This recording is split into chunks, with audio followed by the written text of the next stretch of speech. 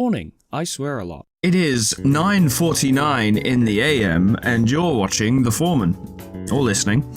I'm your host, Foreman, and once again, it is time for me to produce something that is easy to make and doesn't result me in working until 11:30 PM, so I can have a nice evening in. And also, I do like making these in general, because I do like just sort of talking about stuff, and people seem to enjoy them a bit. You know, people enjoy talking about stuff, so I figured today, instead of talking about a deep philosophical quandary, my own personal experiences with mental illness, or my decisions behind running the entire channel itself, we'd pick something a little more related to the hobby in which I've actually dedicated myself, which is gaming.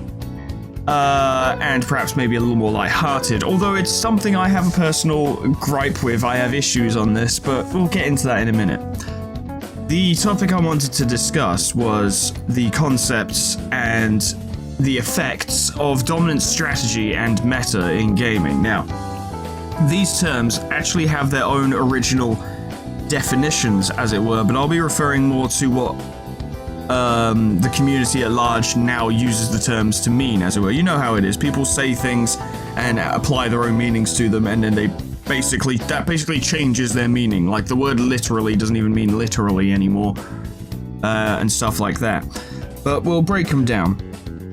Dominant strategy, in the way in which the term is typically used, refers to a method or a strategy in a game that is basically the way to do it, if you know what I mean. Like, to coin a example, in Ruiner, you might consider purple tier Neongist Overcharge to be a dominant strategy. It's not the dominant strategy, I'm sure there are better ones, but it's very simple, it's easy to use, effective, and powerful. And it typically is used in reference to games wherein the developer will have come up with a million different ways to approach a problem, but typically everyone will ignore them in favor of the dominant strategy. Because, you know, if you're going to unscrew a screw from a wall, are you going to use a screwdriver, or are you going to try and turn it with your bare hands? The logic of daily life applies to people's mentalities when it comes to dominant strategy. Why would you use an inferior method when you could just simply do it with the tools at hand and overcome an issue with very little trouble? The meta is likely something a lot of you are more familiar with, especially if you play online games, because it is typically used in reference to online games, but it refers to the ever-changing, basically dominant strategy of a game that is constantly being updated.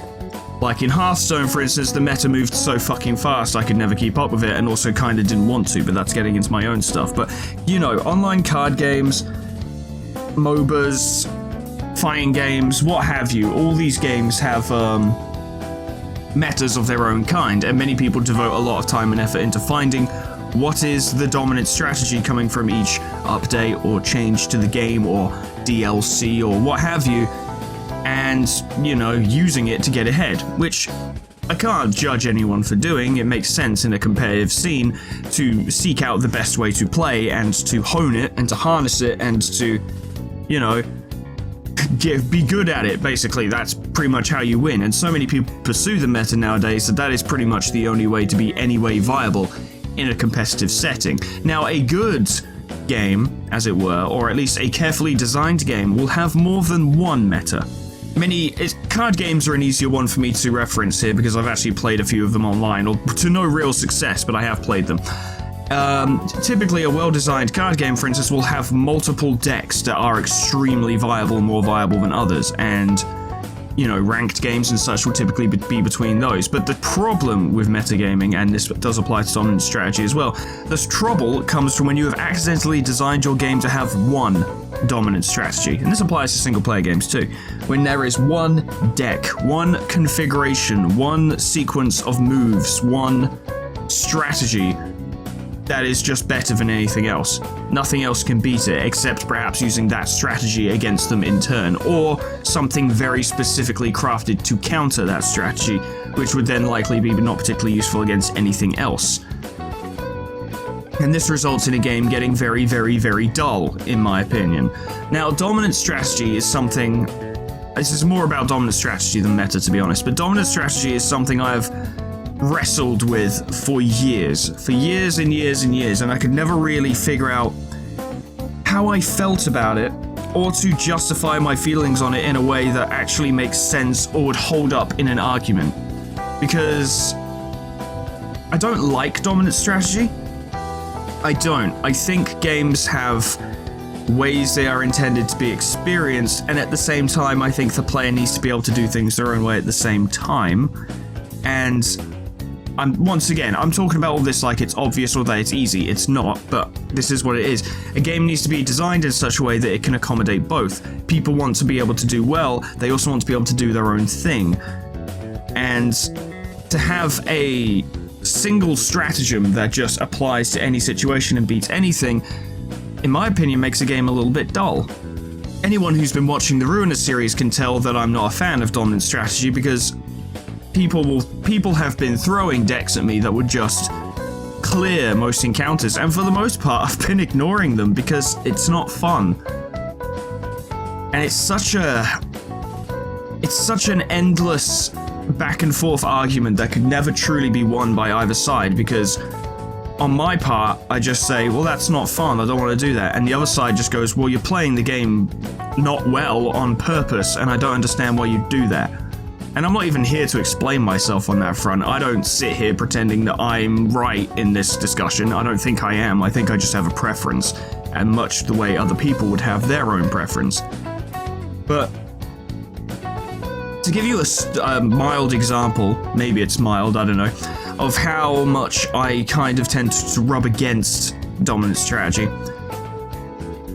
Dragon Quest VIII, Journey of the Cursed King, is my favoritist game of all time. I love that game. I played it when I was around the age of 10, maybe 12, I don't know. It was a long time ago now, more than 15 years.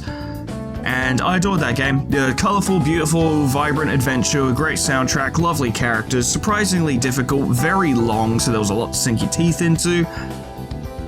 Just a very fun game with lots of different side content and just great. PS2 game was fantastic, like very, very good. I love it. I'm sure there are many problems with it. I could probably point out a few, and many other people would be like, why the fuck is that your favorite when other games exist? But that is my favorite game ever. I would not call it the best game ever. I would call it my favorite.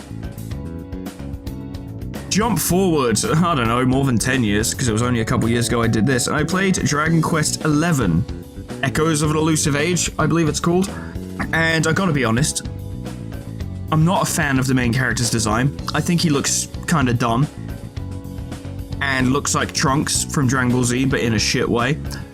I like the game. The game is fun. It's an enjoyable game. It's definitely not on par with Dragon Quest VIII in my opinion, but I'm biased on that front, so I'm not talking from a critical review perspective. But the game itself is enjoyable. It's fun. It's a long adventure. Some surprisingly good story twists. Some surprisingly heavy moments, as Dragon Quest games tend to do. Like, I was quite impressed. I really enjoyed it. For those of you who don't know how much I actually really love Dragon Quest VIII, I literally have a plush Dragon Quest slime on my desk staring at me right now. I love Dragon Quest. Although I've only played those two games, funnily enough. No, I played Dragon Quest IX on the DS. That wasn't as good as the other two Dragon Quests I've played, but it was fun. But I am getting off topic.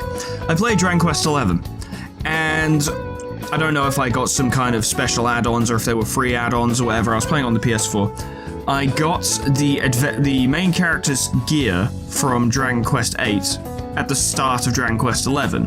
A nod to the game, I suppose, and you could equip the clothes, and the main character's clothes would change to the clothes of the main character from Dragon Quest VIII, which I love that outfit. It's kind of dumb, but it's colourful and fun, and I have so many fond memories of it that I was like, hell yeah, I want to wear this.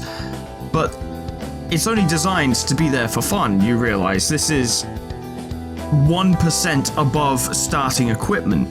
You're supposed to swap it out as soon as you get something better, as is the case with an RPG. I didn't, because I disliked the appearance, the standard appearance of the Dragon Quest XI protagonist, and really liked the appearance of the Dragon Quest VIII protagonist. That I played the entirety of Dragon Quest XI wearing that gear. Now, you can upgrade that gear with resources gained near the end of the game. Like, right near the end of the game. During the end game of it, you can upgrade that gear. So I played most of Dragon Quest XI with my main character wearing starting game armor. He got trashed a few times. He took some heavy hits. He did. But I was much happier and had much more fun playing it that way, despite the fact that this was about as far from an efficient way to play the game as you could get.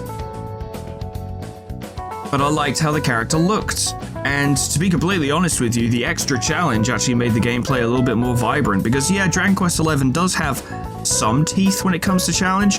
It's not, at least as far as I've played, it is not as difficult as Dragon Quest VIII. Dragon Quest VIII was a lot harder, and Dragon Quest XI is pretty simple as long as you just grind enough. And you would think that's the case with all RPGs, but I will give Dragon Quest some credit and say that some of its bosses do require you to kind of think about what you're doing. It's a sign of a decent RPG. But now that was a dumb thing I did for stupid reasons, and probably not even a good representative of my case arguing against favoring dominant strategy in the meta, but I just really enjoyed playing the game that way. I really did. It actually just made it more enjoyable for me. I would have liked the experience a lot fucking less if I had not worn that gear. In fact, I think I tried switching up to more modern gear, more better armor for my character later on, because I was like, why am I shooting myself in the foot like this? Let's just equip some normal armor. And I just couldn't. I just sat there and I was like, I hate that stupid purple outfit you have. It looks terrible. And your hair looks awful.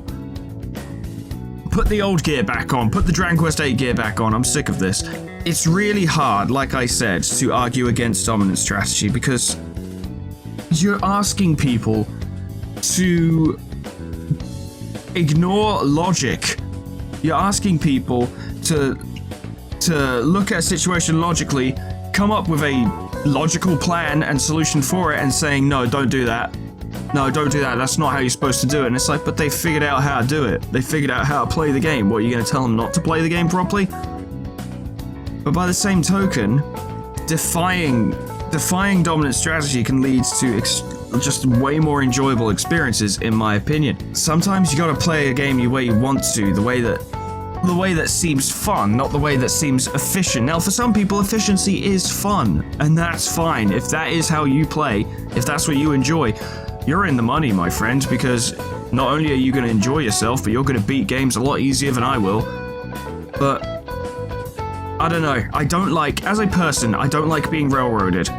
And I don't like feeling like decisions are being made for me. If I feel like something is being made for me, like a decision is being made for me, if I feel like I'm being led into something and I have no say in it, like something is just being decided for me, I will fight against it with every single fucking fiber of my being, even if it's a good idea, even if it's something I should do. If people kind of started deciding for me, like, I don't know, like, Foreman, your 3K subscriber video should be this, and it should be this, and this will be good, and this will do good for you. You're gonna do it. You should do it. I will then refuse to do it. It's not that I don't take suggestions. It's not that I don't take people's ideas into consideration. It's not that I don't take advice. But if someone is basically deciding what I'm gonna do, like not even really taking my thoughts into consideration, I will go against it with every fiber of my being, regardless how beneficial that idea might be to me, regardless how logical it would be to do that. Because I don't like being told what to do. I don't know if it's clear. I think this is why I didn't get along with a lot of my bosses at my previous jobs. I don't like dealing with people who try to decide my life for me, who try to make my decisions for me. I don't even like to be near them. I don't like working to the whims of other people. I like to work to my own beat. I like to go at my own pace, and I like to do my own thing. I'm perfectly happy for other people to do their own thing. That doesn't fucking bother me in the slightest. Do whatever the hell you want. But I don't like it when people try and tell me what to do. And I think that's something that has become increasingly apparent as the LobCorp and Ruiner series went on, where people would go into the comments and be like, you should do this, and then I refuse. I straight up refuse to do it. I refuse to do it out of spite and stubbornness and sheer closed-minded, you could almost call it arrogance, because I just want to do it my way and I refuse to be told what to do. Some would call it admirable, some would call it pig-headed. I have a very neutral opinion on it. All I know is that it's just how I do things. And I can work on it, I can try and change it, but I have so much more fun doing things my way. I enjoy these things a lot more doing them my way. And I guess I just don't feel the need to change it. Which will continue to frustrate people to no end, I'm sure, but that's just how I am. And you can't say that it doesn't make for more interesting experiences, right? I'm not going to drop any spoilers for videos recently. I don't like dropping spoilers for any videos, but Ruiner Part 34? Let me have a look. Let me have a quick look. Let me just confirm this so I make sure I'm getting it right. I'm not going to drop spoilers for that video, don't worry. Yes, Ruiner Part 34, Guidance of the Gears. Now, that wasn't me deciding to not play that efficiently. It was me not understanding the gimmick. In fact, in many points, I just didn't read. But the result of me not playing that utterly efficiently and just dusting it meant that it became a much more interesting, enjoyable, and tense experience. At least for me it was, and for many people have expressed the same opinion. Now, that's not going to be the case for everyone. Some people would probably just prefer that I played properly and beat it properly. And for what it's worth, especially in Ruiner, I'm never trying to be shit. I'm just not using dominant strategies. I am trying to play well, but I'm trying to play well in a slightly different way, which often doesn't work out, especially since my knowledge of deck building, or indeed I don't have a knack for deck building, I should say. There are things I don't pick up on when I'm building a deck until I get into a reception, and I don't like to test the decks before receptions. I don't want to hone myself into a perfectly edged tool to play the game with, because I think that's boring. I think that's dull. It's why I don't tend to play games on the channel that I've played the shit out of before. I think Total Warhammer is one of the only exceptions to that rule, and that's because Total Warhammer doesn't necessarily operate on balance. Total Warhammer is actually a great example of what I'm talking about, because Total Warhammer has dominant strategies. Oh, you bet it does. But it has like 50. Every faction in that game has dominant strategies. Every faction in that game is capable of being absurdly powerful and ridiculously unbalanced and sweeping everything in their way. You counter other people's unbalanced shit with your own unbalanced shit and tactics and strategies. And if your opponent does have a ridiculous unbalanced strategy, well, you know what you can do?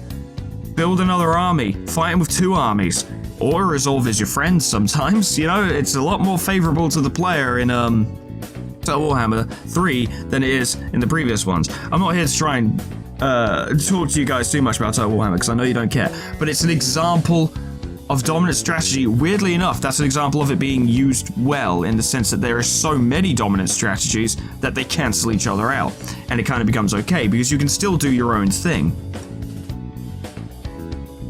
You can customize armies however you want, as long as you can play them properly and know what you're doing. It was like when I was playing Inscription, and I'm talking about that right now because I'm listening to Scribe of the Magics on my headphones right now as I'm talking. I've actually found it's quite nice, but I love that song. I listen to it on repeat because it's just a nice melody. But I'd be playing Inscription, and the first notes I'd get in like Discord or something, right, go to play Dokapon with a couple of people on the server, and people would come into the chat to tell me this shit. They also do this about Ruiner, by the way. And they'd be like, oh, you should get this card and do this. It's just way better. And I'm like, don't really want to.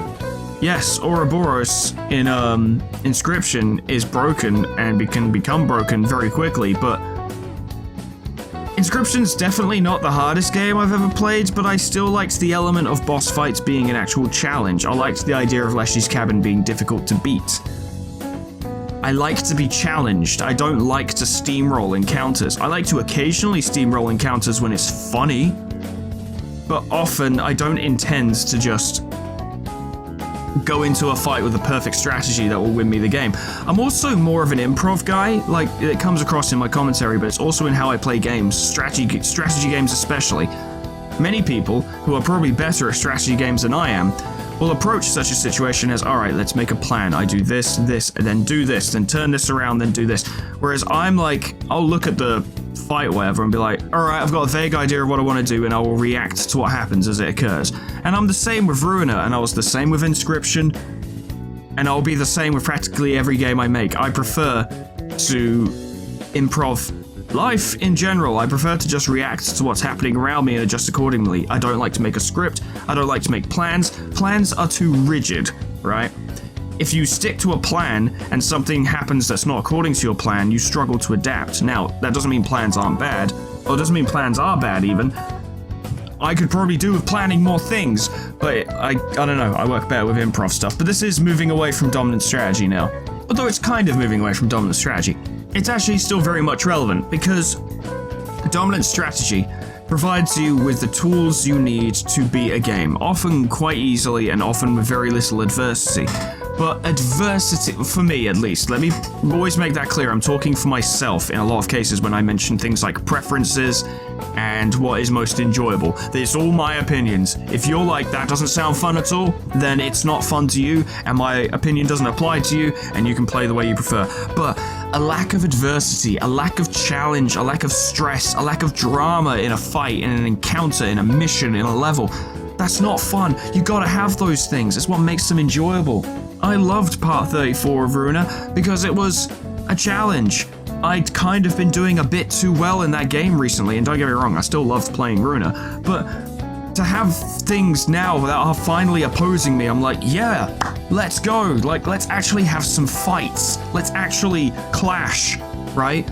Give me some walls to break through. I want to break through some fucking walls. That's how I like playing games. It's why I played the Souls series. Elden Ring was hard as shit. Would Elden Ring have been as fun if it had all the same game mechanics but the bosses and enemies were pushovers, or that I had discovered a very easy way to kill them all straight away? No, it wouldn't have been as fun. Millennia would not be as fun if you could just push her over and move on. The joys of these fights, of these encounters, comes from the stress, the trials, the tribulations, the challenge, and the eventual feeling once you beat them. And you just don't get that with dominant strategy. That's why I don't like it. It's why I try to ignore it, which is a difficult thing to do, because you're basically telling yourself to ignore basic facts and logic. When I play Pokemon, I don't even know what the terms are anymore. Fucking EV trait farming shit. I don't do any of that. That's not the, to me, that's not the spirit of Pokemon. To me, the spirit of Pokemon is picking Pokemon that you like, think are cool, and perhaps more individually to me, Pokemon I could imagine having as a pet. I grew up watching the Pokemon anime when it came out, which means I view Pokemon as animals, as pets, as companions. It's why one of my favorite Pokemon is Furret. Because Furret headbutts real good, but Furret is also big and snuggly, and you would want to travel with it because it's a fun and adorable companion. I like Persian as well. Great Pokemon. It's just a big cat. That's great. I love it. Big and cuddly. Fantastic. Slash hits like a truck, or at least it did back in like Gen 1. Allowing yourself to not be dictated by what is best, by what is most efficient. Indeed, it sounds hilarious saying it out loud, and it's probably because it is, and in fact to some people it's going to sound fucking absurd. But not allowing yourself to be dictated by logic when playing games, and instead allowing yourself to be dictated by what you want to do, how you feel, what makes you happy about this game, what do you want to do when playing this game, I think brings so much more joy. It's like, I've got another example actually, and it's not even a video game, it's a tabletop. Warhammer 40k, right? I watch a guy called Bricky. He does very many other things, but he's a big fan of 40k, and I've learned a lot about 40k through him because I don't have the money and time to play the tabletop myself. So I can experience it vicariously through him and his adventures and stuff, which is always nice. And dice check as well. But the point is, he went to the Las Vegas Open, which is like the biggest Warhammer tournament in the world at the moment, I think. And he's been like twice as far as I know, and he made videos documenting his time, his experiences, his battles and all that. First time he went, he ran Night Lords before the 9th edition update to their codex. It was not good. He himself said it was not, well, it was good, but it was not like top tier efficient, right? It was not running the meta at all. And he had a blast of it because he had an army consisting of his favorite chapter with his favorite units, and he figured out a way to make them half decent. Not great, these are his words, not mine. I don't know what's good in Warhammer. I'm taking his words here. Not great, not top tier, not amazing, but decent. And he had fun with them.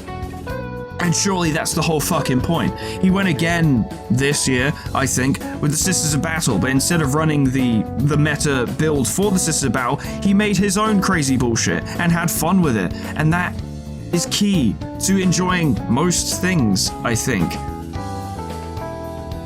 It's why I kind of fell off of playing Risk of Rain 2, especially with other players, because when playing with other players, the entire time I was playing with other people, the only conversation was, well, you got to get this one, and then that thing, and then this thing and that thing, because it buffs this, and then it buffs that, and then you synergize these two together, and it buffs this, and it buffs that, and then you get this, and then you can just do this all the time, and it's just so much damage. And I was like, I just want to play the third-person run-around-y shooty game.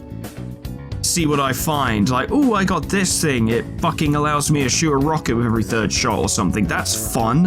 And then slowly be like, oh, if I get that, and then get this, they do that, okay, that's fun. But it was just like going into a game, 3 people just being like, oh, all of this is the best, and I was sat there like, I don't really care. I've immediately lost all interest in the game and haven't played it since, because it was boring to me. To have the entire game opened up and laid bare was dull. It was boring. To have the dominant strategies of the game just revealed to me was boring. It bored me. I said very little during that, A, because I had nothing to say, and B, because I had no way to contribute to that conversation. I didn't know what the fuck was happening. And B, I was bored. I was hopelessly bored. And whenever I died, I was just like, I had no reaction to it, because I was like, my presence here isn't even necessary. I'm running with 3 metagamers here. Like, I'm not contributing to overall crowd control or anything. Just let them get on with it. It's what bothers me. I guess it bothers me, especially when playing with other people.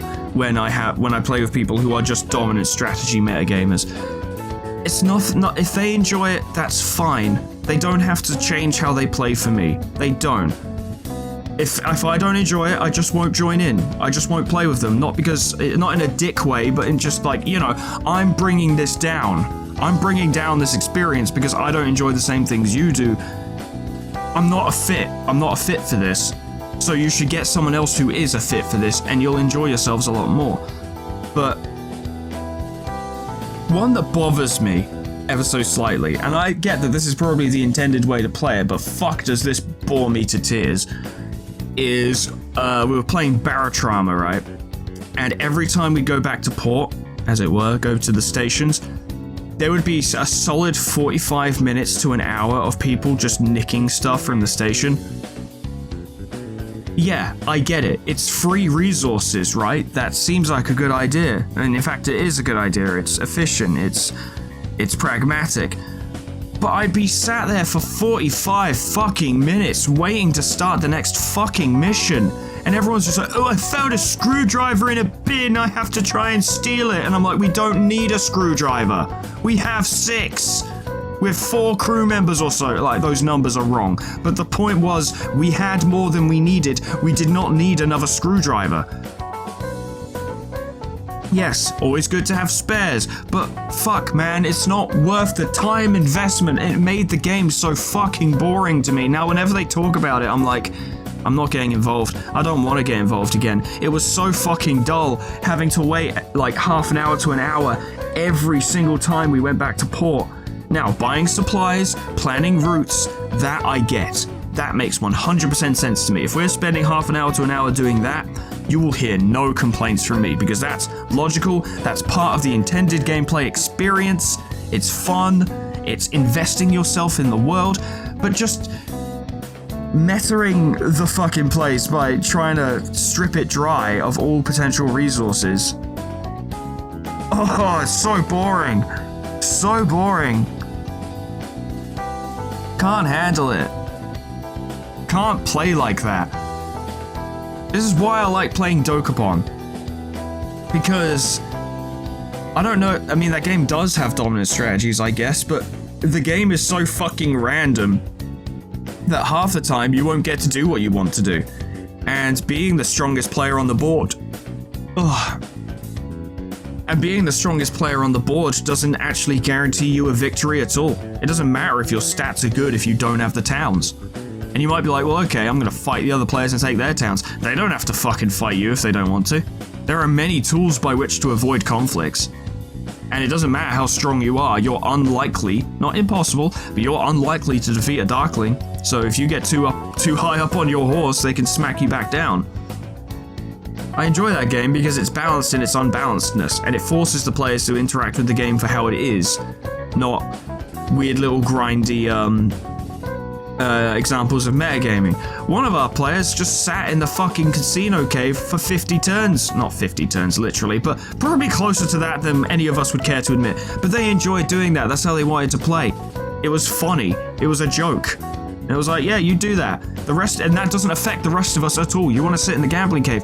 Go right ahead. I'm gonna go take some towns. This other person's gonna do a few fights to get their job XP up. This person wants a new weapon. We're all off doing our own things while also affecting each other. Now, I'm not gonna sit here and try and tell you that Dokapon is like the epitome of dominant strategy gaming and the best multiplayer game ever, because it's not. But it's fun, and it has a hard counter, I guess, to the perils and pitfalls of dominant strategy and metagaming, unless, I guess, you figured out something that just wins you the game every single time, at which point, congratulations, you made Dokapon boring. I hope you're pleased with yourself. I won't play with you. It's especially difficult to broach this topic in multiplayer games, because what am I supposed to tell other people? Don't play good? Like, this is why I said earlier, and I stand by this, that the solution to these problems would be for me to remove myself from that game. Because A, I'm not going to tell other people to not play the game properly. I'm not going to tell other people to not play the game well, and I'm clear, if I am doing that, and if I am expecting people to do that for me, which they fucking shouldn't, by the way, I'm clearly the one bringing down the game then. That's not, it's not like I'm addressing a problem with the game. Everyone else is doing just fine with it. They're having fun. I'm the one with a problem. I'm the one bringing the mood down in this instance. I should fucking leave. And in both cases, I have. Because I'm like, look, I'm not contributing to this. And I'm not having fun. So, I'm out, basically. Hope y'all have fun, but this is not how I play games. And this is not how I enjoy games either. And oh my god, mercy on your soul if you're like, I guess, not too worried about being efficient and stuff, and you try playing Deep Rock Galactic with people. Oh my god, that's a whole fucking thing, right? Every move you make's just like, actually, it would be more efficient if you did it this way. It would save 0.3 seconds, and I'm like, fuck the hell off. Are you kidding me? We're playing a game about drunk dwarfs mining rocks in space, fighting bugs, and you're gonna get on my case because I did not immediately fire a flare at the exact right spot of the room 0.2 seconds after we entered it. Don't bother. Don't bother. I will not play with you. That is not fun. Not only is it not fun because you're basically being chastised for every minor moment of inefficiency, but also when you work with such efficiency on like low difficulty maps, there's no stress, there's no drama, there's no chaos. The chaos of DRG is part of the fun, where you're hit by a swarm at just the wrong moment, and you have to try and deal with it, and you manage to survive, you manage to fend them off, and you're like, oh, thank fuck, alright, we need to get some more ammo, we need to finish the fucking mission as well. Like, oh man, things are getting tense, it's getting difficult. That's the fun. Not, oh, well, I see you didn't drink this specific beer and get this specific perk before starting this specific mission, so we're gonna get 15% less gold than we are normally. And I'm like, I bet you eat Weetabix every morning, don't you? No milk, nothing. Just dry Weetabix, and you eat it with your hand and you just chomp it like a fucking chocolate bar. Good God. Can't do it. And I won't. I guess is the point, I won't. Now, I've said this so many times in this video. So many times.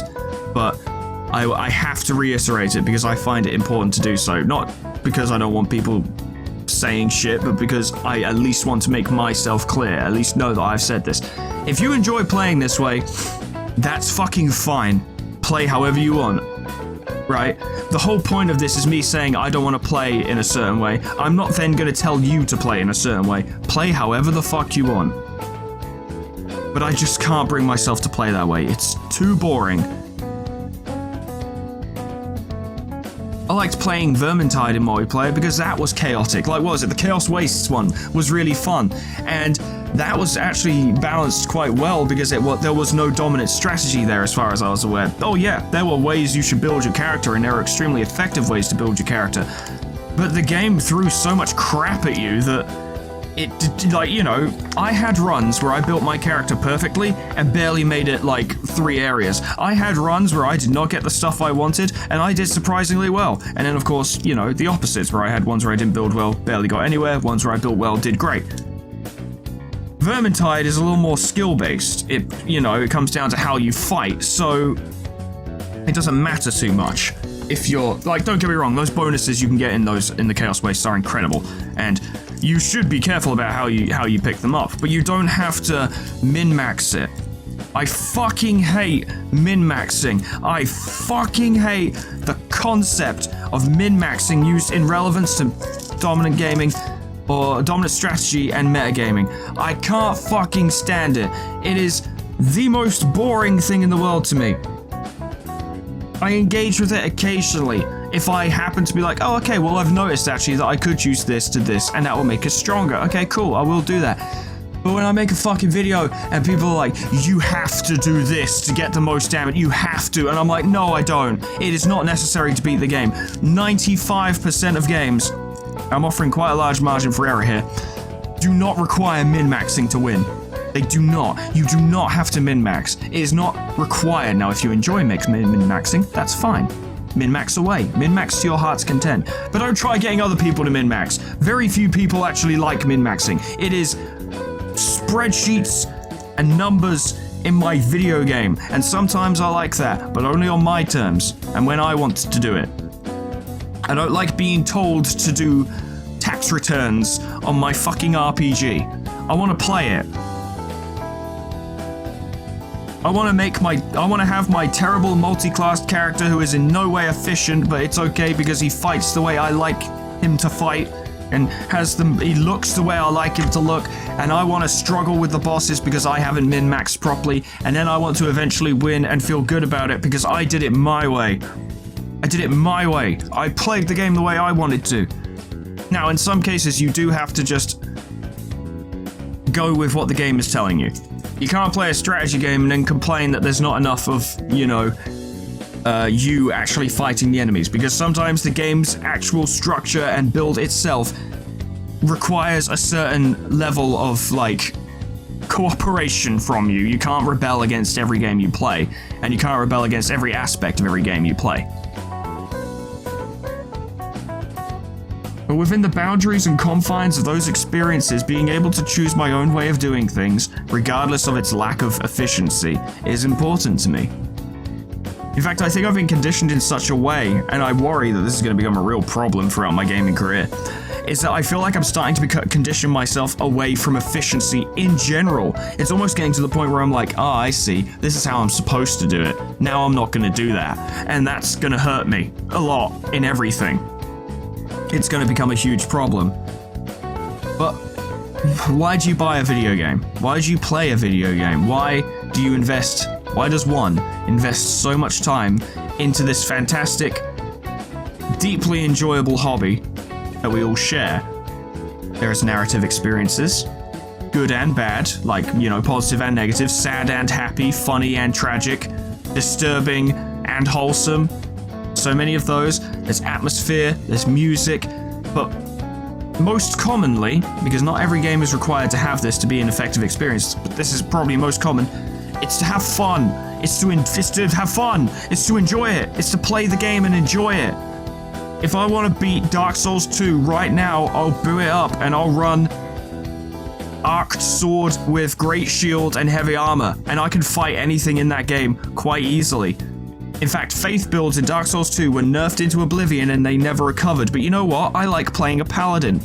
So I'm probably going to play a paladin every now and then, and I'm going to try and figure out a way to make that work, because that's more fun. In fact, funnily enough, despite my love for paladins, if faith was overpowered in Dark Souls 2, I probably wouldn't use it, because I'd be like, this is boring. It's boring. It's boring. I don't want to do that. I committed to being a samurai, or samurai-esque, you know, verging into the realms of, like, warrior, monk. I kind of flitted between the two in Elden Ring. Is that an efficient way to play the game? Not the way I did it. I should have got the Moon Veil. I didn't get the Moon Veil. I did not spec into int. I did not spec into intelligence, so I did not use the Moon Veil. In fact, I mostly used my starting katana through most of that game, with my starting armor for most of that game. Now, and I had fun. It was enjoyable because I played as a samurai, because I fucking love samurai, and I got to explore this From Software world with hard bosses and difficult encounters as a samurai. I blocked with my katana, which is a terrible idea, but I did it and it felt great. Because I had to block carefully, because if you try blocking with a two-handed weapon in fucking Souls games, and well, have fun. Yeah, enjoy the chip damage. But who cares? It was fun. I enjoyed doing it. It was great. I played that game terribly. I'm awful at Elden Ring, but I don't care. It was a great time. I had so much fun. I didn't go into this video. I didn't decide to talk about this subject, and I didn't decide to do this with the intent of convincing you guys to see it to agree with me. That is not the intent at all, because it's all very much comes down to subjective feelings and personal preference. Once again, if you enjoy being efficient, go for it. You know, Factorio is like built on this concept, for instance. Factorio is a game pretty much designed around making the most efficient thing you can, and I can see the joy in it. I can see the joy in that, and people do enjoy it, and fucking good for them. They're playing the game they want to. They want to be efficient, so they're playing efficiently, and that's great. You should. You should. But I won't. I only made this to talk about the fact that I like to be a bumbling idiot, because it actually makes games, in my opinion, for me, more fun, because I tend to come across more challenges. It makes things more interesting, and you can't deny, while it must be very frustrating to watch me be inefficient in videos, you can't deny that it leads to more drama and more triumphs. It makes things more interesting. If you don't like that, I deeply apologize, because if you're trying to watch my videos, you're like, oh, not many people are making stuff on Ruiner, but I have to watch this idiot not play efficiently. I apologize. I truly do. I wish I could give you what you want, but that's just not what I want, and I have to play it the way I want it to play. I have to play games the way I want to play, or they're not fun. And if they're not fun, why would I play them? What's the point? Play something else. Do something else. This is a hobby for fun. It's a passion that I engage in because I enjoy it, and I engage with it in a way that I enjoy because I find it enjoyable. And you engage with it in a way that you enjoy, and you engage with it in a way that suits your preferences, which in many cases is to be efficient, which is perfectly fine, which is perfectly good. In fact, it's necessary. You should play games that way, because that's what you want to do. The moral of the story, ladies and gentlemen, as fucking basic as it is to play the game the way you want to play it. But don't try and get me to be efficient, because I won't fucking do it. Because I don't want to. Ladies and gentlemen, I do believe we can end this one here. This is a little longer than the last two, but that's fine. I was worried they were a bit too short. I like having these go on a little while longer and having a bit more of an in-depth discussion. And a rant. I always enjoy a good rant or two. No shade against anyone who likes to play games efficiently, who likes to adhere to dominant strategy, who likes to engage in metagaming. It's fine. If that's what you like doing, enjoy yourself. I hope you have a fucking blast. You're gonna absolutely smash most of the games you play. And it's probably gonna feel pretty fucking good. So, good on ya. I'm gonna keep being an idiot, because I enjoy it. Special thanks to Alkier, Honeydew, Sweet Baby Red, MB Alias, The Old Man River, Lord Scullington, Jessicitty, Plutonium Pie, Dreamer Ghost, Sleeper Lullaby, K-Bub, Magic Owl, The Frostbite, Monsoon, Sir World, Jump with Joy, Warmaster Oku, SCP-106A, Namad, and Kenny C800 for supporting me on Patreon. Thank you so much, guys, and thank you all so much for listening. Sorry I started shouting again. I do that a lot during Foreman talks. I get passionate about these things. Let me know of instances in which you played a game inefficiently and you really enjoyed it. Like, that improves the experience for you. You actually had more fun with it. And by the same token, let me know of the most satisfying moment, preferably without spoilers if you can, depending on the game in question. But let me know of an instance in which you cracked the fucking code behind a game, right? And you just had it in the palm of your hand. You were like, this is it. Like, you didn't even need to go on the internet. You just cracked that game wide open and you're like, I have this game in the palm of my fucking hand. I know exactly how to do this. Because I imagine that's very satisfying. I've done it a couple times in the past and it feels good. I just can't play every game that way. Or most games that way. But let me know when you've done that, because I'd be interested to hear some stories. And I'm sure you've got some you'd like to brag about. Like, I like to brag about games too. I like to brag about stuff I've done. If you've got any suggestions for topics on Foreman Talks, then let me know. I'm not going to do these every single week because I tried doing that before and I ran out of topics straight up and then didn't do it for like 9 months. So I will take these as and when I feel like doing them and as and when inspiration strikes me. It's typically going to be on weekends, I guess, because those are better times for me to do less, more relaxed videos, easier to produce videos that don't require my full attention for several hours, but we'll see what happens. Ladies and gentlemen, thank you so much for listening, and whatever happens next time, and I'm sure I'll think of something else. I've got plenty of opinions, right or wrong, good or bad, based or not based. But whatever I talk about, I hope I see you there. Doodles. Goodbye.